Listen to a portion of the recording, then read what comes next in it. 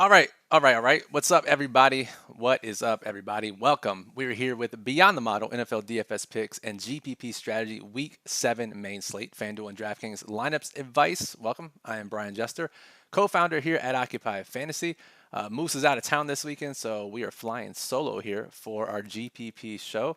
What we do in this show, if you're new, take your questions live and then also talk about how I'm approaching the slate from a high level, look at our model a little bit, what the model is telling us, and try to get our minds out of the low risk mindset and think about different ways to win the biggest prizes on DraftKings and FanDuel. So I'll talk about some different stacks that I like. We'll talk about the overall slate environment, just 10 games on the slate, some lower totals. We'll get into those ideas as well as some of the lower owned options that I think stand out as pivots at each of the positions. So I'm flying solo. We're only going to be here for 25 to 30 minutes or so, depending on how many questions we get. And if you want to help me out, ask questions. The more questions you ask, the more that we have to talk about here, and the more information that we can share with everyone. So, as I said, 10 games on this slate. It's the least number of games we've had on a main slate this year. And typically, when we have 10 games on a slate, my first thought, well, there's two thoughts really that come to mind when it comes for tournaments when there are only 10 games on the slate. One is stacking becomes more of an option. First 6 weeks of the season, we had a couple bye weeks, but we've had some of these bigger slates. We've seen some naked quarterback lineups win, some cash type lineups win. We've seen 2-0 stacks. Yes, we've seen the prototypical 3-1 stacks win as well. However, once we get down to 11 games, 10 games, even 9 games in some rare spots, then we start to look more and more towards those 3-1 stacks. So my initial thought is let's figure out how to 3-1 stack, what games look ripe for 3-1 stacking. And for those who don't know, 3 guys from one team, including the quarterback, 1 from the opposing team to max out the correlation. I think I've said this. Actually, we talked about it on the short slate video that I did with Jack on one of those Mondays, where if you had 100 games on the slate, correlation doesn't matter as much. If you have 2 games on the slate, correlation matters a ton. The lower number of games on the slate, the more and more correlation matters. And that is certainly true when we go from 13, 12 games down to 10 games like we have this week. Neil is in the chat, says Rams running backs, player fade. If you do play, which one? There's a great question to get started. I know Chris touched on this in his video last night. Make sure you go check that out. That has all of our low risk and top plays. So make sure you go watch that video. Read our daily plug for the actual top plays. And the Rams running back situation could be a gem. It could be an entire bust. So let's bring it up here on DraftKings. LA Rams. All right, here we go. And we still haven't had Darrell Henderson added to the player pool. We assume that will happen sometime tonight or overnight. We'll see. But Kyron Williams, been great, especially as a late round best ball pick so far this year. Hurt his ankle. He's on injured reserve, as is backup Ronnie Rivers. So if you've been stashing Rivers in your season-long league, hoping that in case something happens to Kyron, you got a Rams running back, luck is not your way because Rivers also injured in the same game. So they have Zach Evans, who closed out the game last week, was on the roster to start the season as their rookie draft pick, number 3 running back to start the year.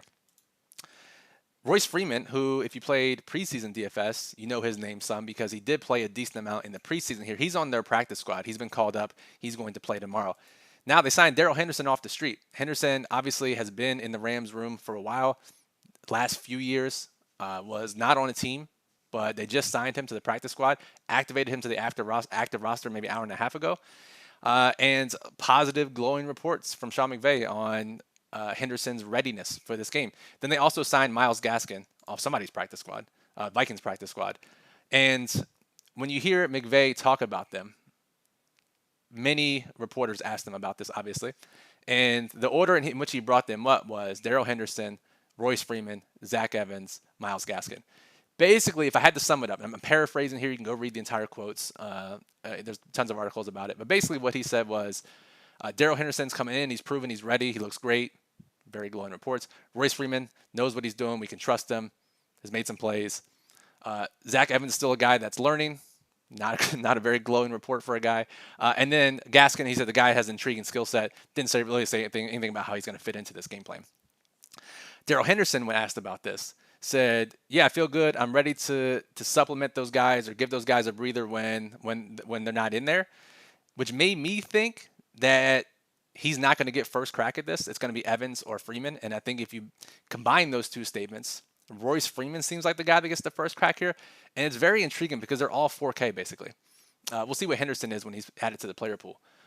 However, I think the most realistic outcome is that they just all get, and I say all three because I think one will be inactive and it's probably Gaskin. All three of these guys will split and get work.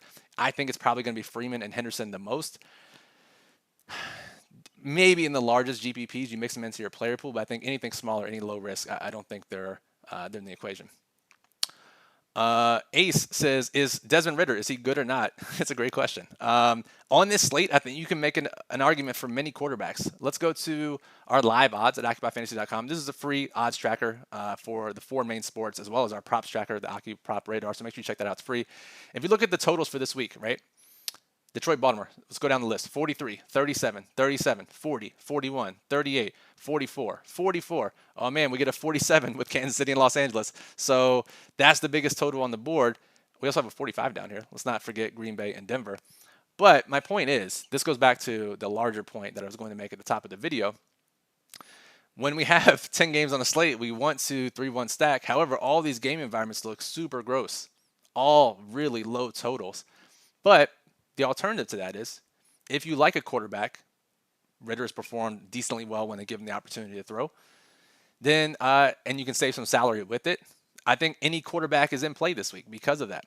But 2, similar to how we super stack on short slates, if you get lucky and the one game you stack completely outperforms expectations and scores 50, 55 points, and no other game comes close, you have a really good chance of taking down GPPs because of how limited the other options are on this slate. So high level, I think you can basically pick who you want at quarterback this week, and I won't have a problem with it. So if you want to play Ridder, I think you can. He's shown some upside, and obviously has cheap pass catchers that are talented in London and Pitts.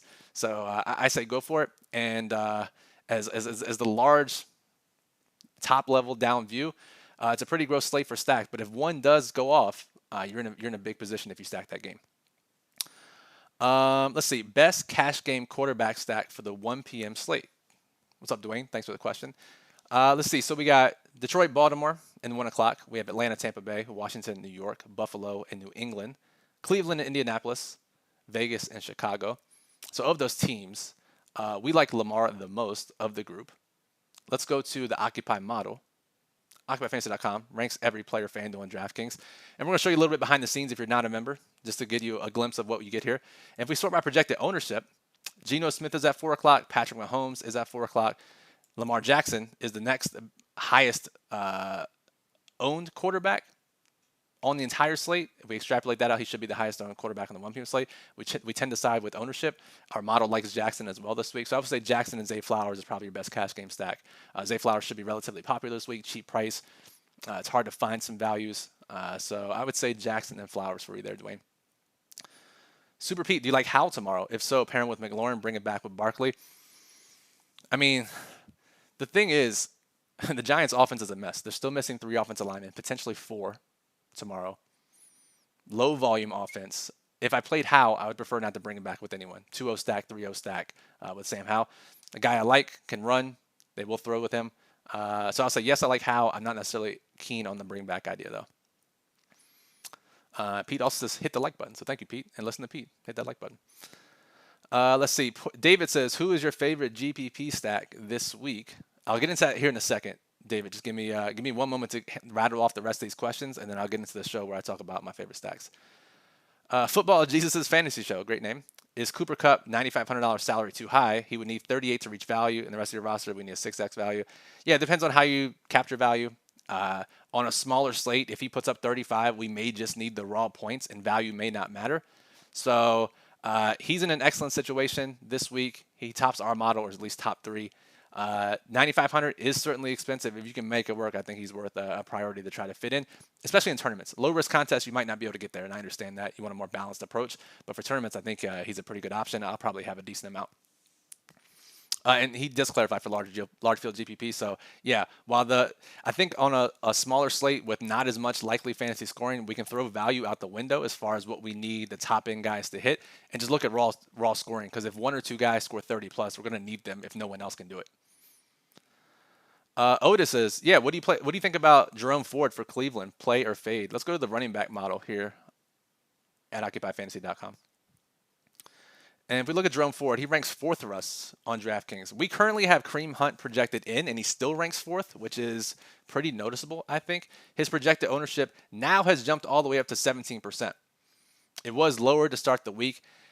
The Browns elevated Deion Jackson from their practice squad. That could be a hint that Kareem Hunt is likely to miss. He was limited and questionable with his injury. If he's out, it should be Ford's backfield pretty much all to himself. They do have Pierre Strong there. They did call Deion Jackson for insurance. But Ford, I expect his ownership to rise even more on a slate where, like I said, we are looking for value. And at 5,100, it would not shock me to see Ford by tomorrow morning. If Hunt's officially ruled out, we get those overnight updates, we get our final ownership updates in. Ford becomes a top 3 owned running back. And I think our model and ownership will agree that he is a great play. Dot Bet says, trying to fit in the LA and Kansas City stacks. Is Latavius Murray in play for high risk? All right, let's answer that and pivot to the stacks now. So for me, and I think most people, and Chris, who wrote the plug, LA Kansas City is the highest ranked stack, highest upside stack, 47 point total, highest total on the board. However, really expensive to fit in. Eckler, 8,600. Pacheco, 6,100 still. He's affordable. But Keenan, 86. Kelsey, 8K. Makes it tough to fully stack. And when you mix in that, it is super tough. So I ran in our lineup builder before the show, ran 300 lineups, FanDuel and DraftKings. That's what I like to do to see what's possible. If I can fit in stacks, which players is it using to make that work? And if it's not playing stacks, why is that? So I did play a decent amount of Kansas City and LA stacks in my 300 lineup run. But I ended up using a lot of the 4K-ish running backs. So if we scroll down here, let's keep going. So we had Jerome Ford, it used a ton of. He's 5,100. It used Gus Edwards at 4,800. Pretty affordable. And if we look at his workload, surprisingly has been getting double-digit touches, even with Justice Hill back. Pretty good matchup here against Detroit. Gus Edwards ranks surprisingly higher in model. Deonta Foreman. Khalil Herbert's on IR. Roshan Johnson missing another week, unfortunately, with his concussion. Hopefully he's better. But Foreman's going to lead the Chicago backfield in snaps. Could be a closer game. Could get more touches. Got 60% of the snaps last week. A lot of him. And then, to Dot Betts' point, it actually gave me a lot of Latavius Murray. He ranks decently well in our model. He is $4,400. We know he gets goal line work. This could be a blowout game against New England. Damian Harris is on IR. Sounds like he's okay fully as far as the scary injury he took. But he's not going to play this week or the next 4 weeks. So Latavius, split workload in a likely blowout and gets goal line work. I like playing Latavius a lot. He's a great high-risk, low-owned play. So good call there, Dot Bets. Neil says, this show gets a lot more questions and interaction from the chat when Moose isn't here. Have you fired him? I will let Moose know that. I'm sure he'll be pleased to hear that. However, just know that if Moose is fired, all the models and most of the data gathering goes out the window. So we can't do that. We can't fire Moose. The whole entire operation will shut down. I'd like to attribute all the questions to me asking for more questions this time around, and not the fact that Moose is missing. So I'll let him know that for sure, Neil. All right, so David's initial question was, who's your favorite GPP stack this week? He also has thoughts on Jay Williams this week. David, clarify in the chat, is that Javonte Williams, Jameson Williams? Let me know which Jay Williams you're talking about.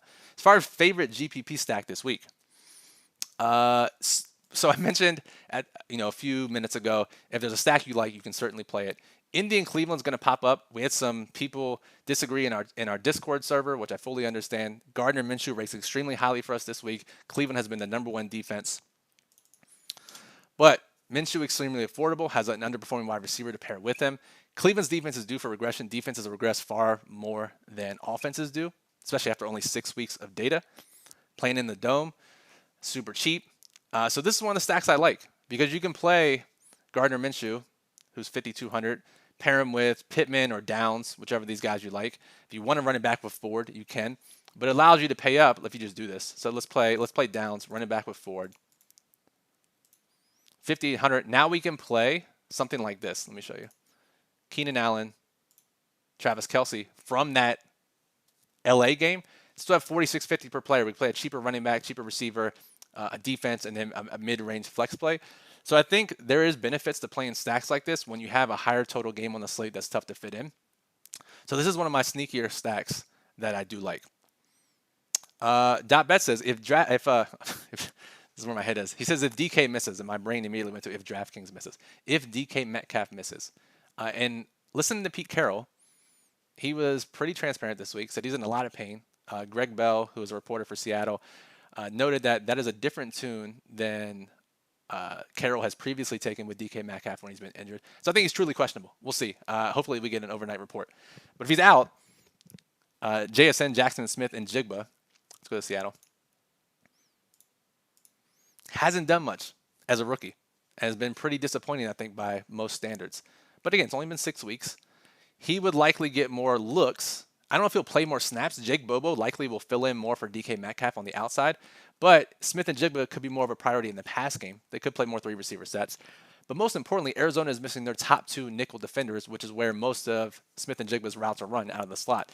So I think if DK misses, Smith and Jigba low-owned, excellent play at 3,900. So good call there, .bets.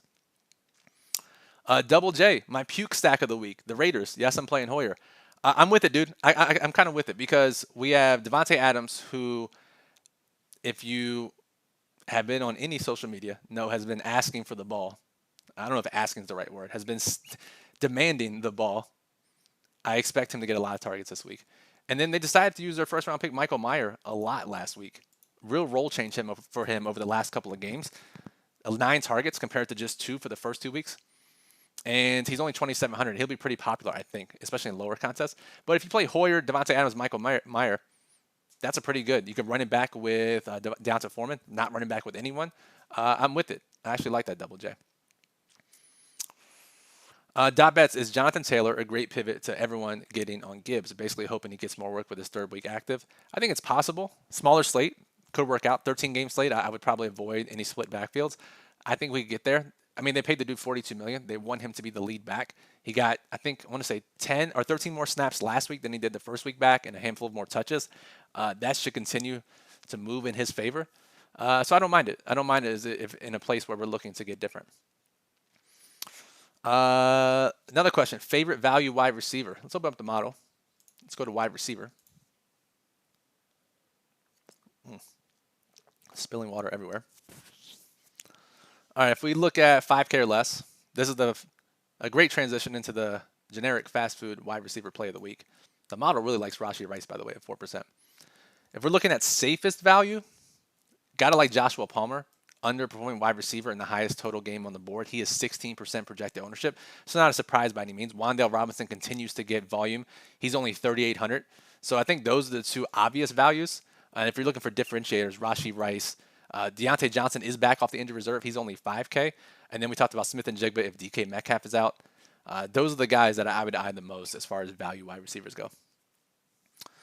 What's up, Sean? Washington and New York Giants are both pretty terrible in D in large field GPP. Is a Giant stack too puke? If yes, what pieces do you like? Nothing is too gross on this slate. You have my full approval to play whichever quarterback you want. I know it's not very definitive, but Tyrod Taylor showed signs of life for that offense at least last week. Agree both defenses aren't that great. Slayton looks pretty decent. Wan'Dale, obviously. Darren Waller, I don't know if they'll ever use him. The guy that I think is the biggest GPP, there's a large field, is Jalen Hyatt. Beat reporters are calling for him to get the ball. Looks phenomenal when he does get targets. I think the safest option is Slayton. Wan'Dale Robinson, and then Slayton, and then Hyatt. Waller you can mix in as well. But just know that all those guys have basically a 3-4 point floor, 20-point upside. It's just about picking the right one. So I would mix them into 150 lineups. As far as picking one for a small field or a single entry, I feel like it's really tough to nail down which guy I would pick to pair with Tyrod Taylor. Otis says, do you think Zach Ertz will have any role against Seattle?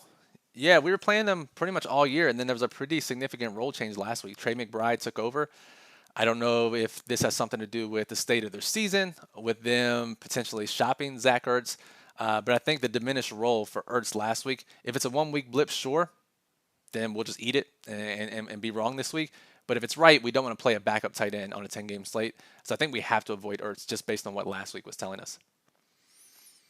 Jonathan says, do you like Jordan Love and Watson stack? Yeah, that game has a 45-point total, surprisingly. Denver, obviously one of the worst defenses literally in NFL history. I think they're going to continue to get better. They get Browning back this week, their edge defender.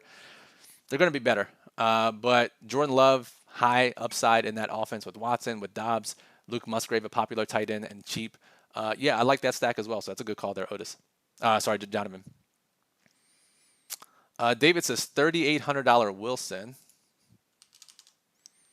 Michael Wilson, Yeah, I mean, I get it because he's on the field a lot.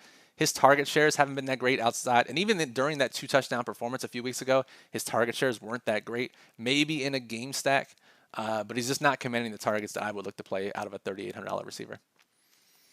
Anthony says Curtis Samuel. Yeah, for which the Curtis Samuel theory is named. If you don't know what I'm talking about, check out our NFL strategy guide on the site. It's free. It's how I won 250K, literally using Curtis Samuel and dubbed the Curtis Samuel theory. Perfect week to do it. This is actually the type of week that type of theory was built on. 3-1 stack with a cheaper piece where we don't have much value. So Curtis Samuel, 4K, somehow out targeting Jahan Dotson. And we have him at 7% projected ownership on DraftKings. Certainly in play. I mean, everyone's talking about their puke stacks. I've mentioned Minshew. We've seen Tyrod Taylor. We've seen Brian Hoyer. Now, Football Jesus is saying Joshua Dobbs and Brown and Walker Bringback. I will probably play that stack in some capacity tomorrow, so I agree with you there. Pretty gross, but I'm with you there. Let's see. If you have any more questions, I'll be here for 4 or 5 more minutes. Throw them out there. I talked about my stacks that I like the most. Cleveland, Indy, Detroit, Baltimore. I know Chris is coming around on that late in the week, and I think he might play that pretty heavily in his own allocations. So Detroit and Baltimore is a stack that I like as well. We talked about LA and Kansas City. The Rams in Pittsburgh stands out a little bit. If we look at quarterbacks in the model, let's look at the quarterback model. Stafford, number 2 in the model. 6% projected ownership, obviously has high upside receivers to pair with them. If the running game is a mess, they just lean on Stafford and he throws 40 times. That is very conceivable. I can see that happening. His opponent, Kenny Pickett, no one wants to play him. So if you want to throw in another gross stack and a likely high total game, or at least one of the higher total games on the board, Kenny Pickett certainly suffices. And he gets back Deontay Johnson, so that helps. And I think that's it of stacks that I like that we're discussing, that we haven't discussed yet. Seattle, Arizona, we've mentioned a little bit, like them as well.